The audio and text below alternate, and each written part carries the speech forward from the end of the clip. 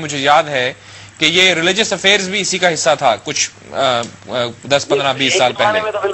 ایک زمانے تو بہت ساری ڈپارٹمنٹ جو ہیں وہ مل کر ایک منسٹری بنتی ہے. بہت سارے ڈپارٹمنٹس کو الگ الگ کر کے انہیں بھی منسٹری کا درجہ دے دیا گیا ہے. تو ظاہر ہے کہ ہمارے لیے ضروری ہے کہ ہم اور زیادہ کریں, ربط و تعاون سے کریں اور زیادہ انٹیگریٹڈ ہماری اور ایک ٹیم ورک ہونا چاہیے, تبھی حکومت پر اچھا ریفلیکشن آئے گا.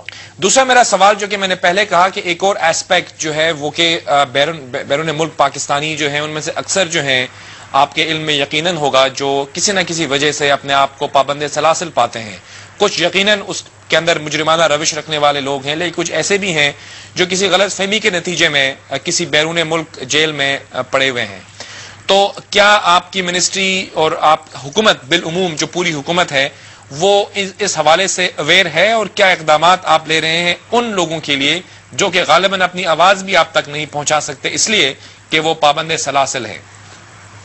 ٹھیک ہے, جو ہمارے سفارت خانے ہیں اور جن سفارت خانوں 15 ملکوں میں وہاں میری منسٹری کے کمیونٹی ویلفیئر اتاشی بھی ہیں, ان کے بس میں نہیں ہے کہ وہاں جو ہزاروں لاکھوں پاکستانی ہیں جو مشکلوں میں بھی ہیں اور جیلوں میں بھی ہیں ان تک پہنچ سکے اور ان کے لیے کوئی قانونی مدد بھی فراہم کر سکے. میں سمجھتا ہوں, دیکھیں جاوید ملک بھائی, ایک ہمارا اتنا بڑا پوٹینشیل ہے پاکستان سے باہر, وہ سمندر پار پاکستانیوں کا ہے, اوورسیز پاکستانیز کا ہے, اور یہ جو پاکستانی ڈائیوسپورا ہے اس کو ہم نے اب تک ایکسپلائٹ نہیں کیا.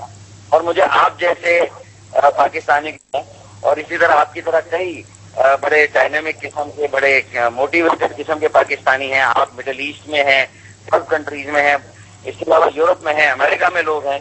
تو میں چاہتا ہوں کہ ان کی ایک ایڈوائزری کاؤنسل بناؤں, اور جیسا کہ اس کا ہم نے آغاز بھی کیا ہے جی, اور پاکستانیوں جو بیرون ملک پاکستانی ان کی مدد کے بغیر ہم سارے پاکستانیوں تک نہیں پہنچ سکتے جو مشکلات میں ہیں, جو جیلوں میں, جو جیلوں کی صعوبتیں جھیل رہے ہیں. جی ہاں, تو ان کو ہم انہوں میں سے جو ہے وہ قانونی مدد بھی فراہم کر سکتے ہیں.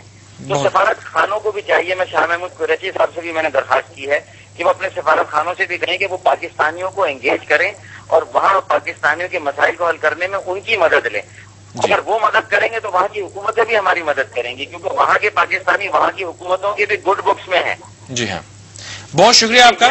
ڈاکٹر فاروق ستار صاحب ہمارے ساتھ لائن پر تھے اور گفتگو ہماری ہو رہی تھی یقیناً اس حوالے سے جو کہ ابھی ہم نے دیکھا کہ نیوز میں ایک بہت اہم چیز تھی کہ ہمارے کچھ ایک فیملی پاکستانی جو کہ عمرہ کے لیے گئی اور وہاں پہ اس نے اپنے آپ کو مشکل میں پایا.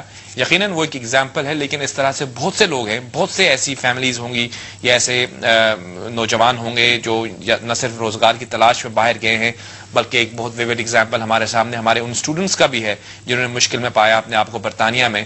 تو حکومت پاکستان کیا اقدامات لے رہی ہے اس حوالے سے ہم نے بات کی پاکستان میں federal minister of overseas Pakistanis doctor Farooq Sattar سے. اور پروگرام کے اگلے حصے میں ہم نظر ڈالیں گے, آف کورس جیسے کہ آپ کو علم ہے کہ پاکستان میں ہونے والے واقعات کو ہم دیکھتے ہیں بین الاقوامی تناظر میں. صدر پاکستان آصف علی زرداری یورپین یونین کے دورے میں آف کورس آپ نے دیکھا کل انہوں نے خطاب بھی کیا, وہاں پہ جو ایک سمٹ لیول میٹنگ تھی, ایک اس حوالے سے کیا ڈیولپمنٹس ہو رہی ہیں, کیا توقع کر سکتا ہے پاکستان, اس کو ہم بات کریں گے ایک چھوٹی سی بریک کے بعد. ہمارے ساتھ رہیے گا.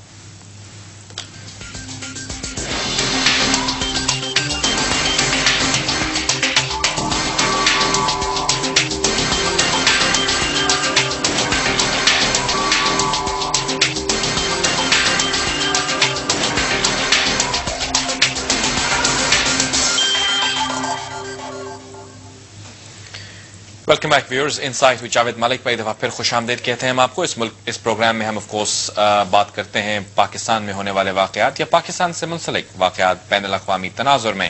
اس وقت بریک سے پہلے ہم نے بات کی اوورسیز پاکستانیز کے حوالے سے جو کنسرنز ہیں, آف کورس اس فیملی کے بارے میں بھی ہم نے بات کی جس کو کافی مشکلات کا سامنا کرنا پڑا سعودی عربیہ میں. لیکن بالعموم ہماری بات ہوئی کہ کیا کیا مسائل درپیش ہوتے ہیں پاکستانیز کو جو روزگار کی تلاش میں باہر جائیں یا پھر وہ اسٹوڈنٹ ہوں. جیسے کہ ہم جانتے ہیں برطانیہ میں ہمارے کچھ نوجوان اسٹوڈنٹس کو کافی دشواریوں کا سامنا کرنا پڑا تھا.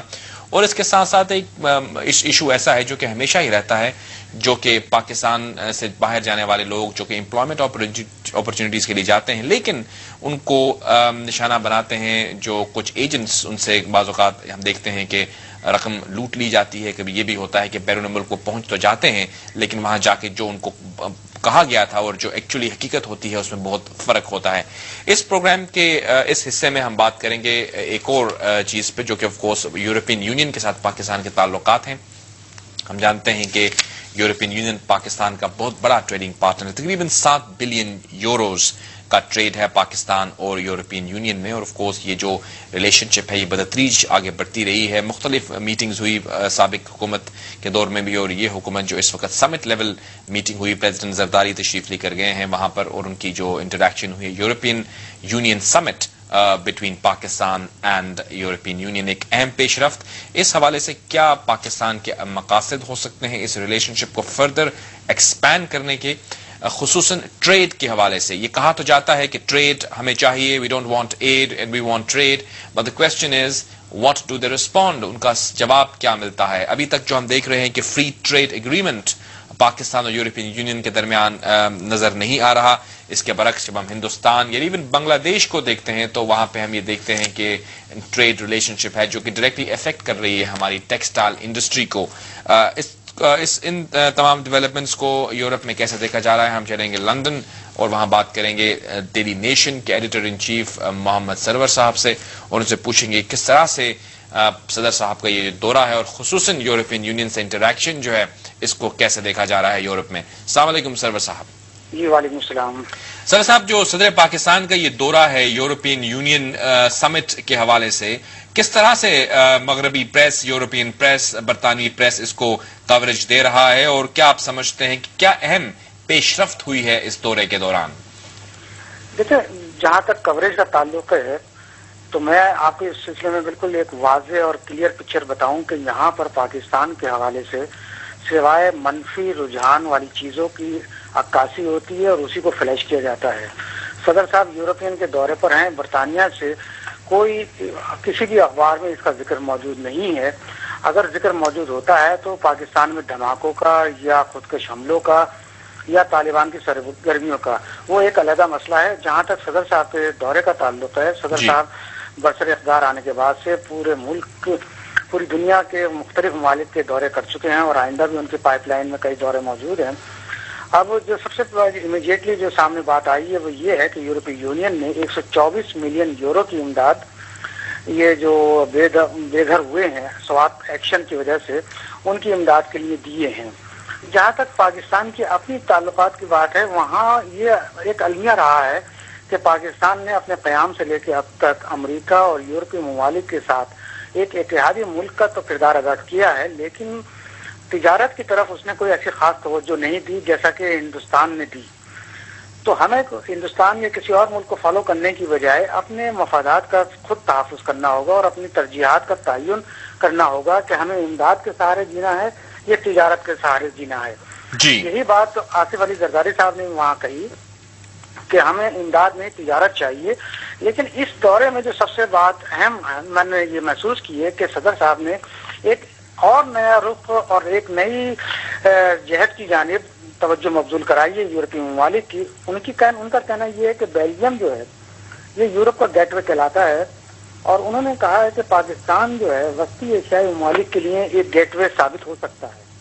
انہوں نے اس بات کو خاص طور پر کہا, اور جو بہت ایک اچھی بات میں سمجھتا ہوں کہ انہوں نے ان کا چین کا اور ہندوستان کا حوالہ دیتے ہوئے یہ کہا کہ یہ دونوں ممالک جو ہیں بہت بڑی مارکیٹ ہیں دنیا کے لیے اس وقت.